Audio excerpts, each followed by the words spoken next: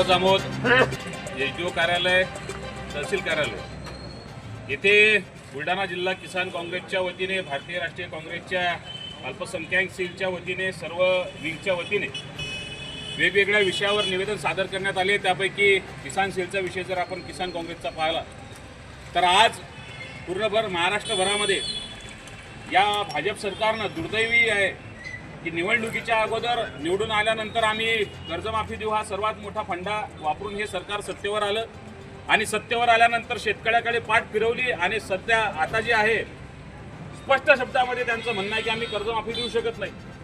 ज्या सरकारनं शेतकऱ्याची फसवणूक केली त्या सरकारनं शेतकऱ्याला कर्जमाफी दिली पाहिजे।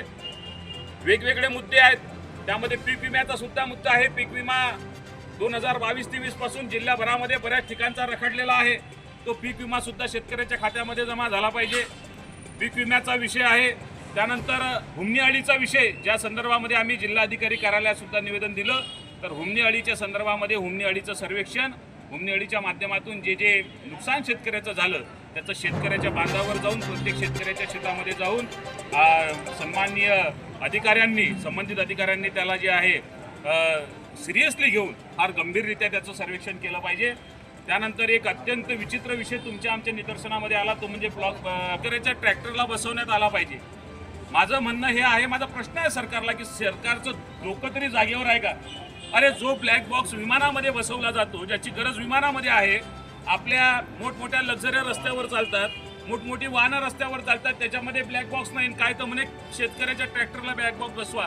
अरे शेतकऱ्याच्या ट्रॅक्टर जो वर्षानुवर्ष रस्त्यावर कधी निघत नाही, तो शेतीच्या बाहेर निघत नाही आणि त्याला GPS सिस्टम असलेला त्याच्यामध्ये बोलणं रेकॉर्ड होतो, असा ब्लॅक बॉक्सची गरज काय?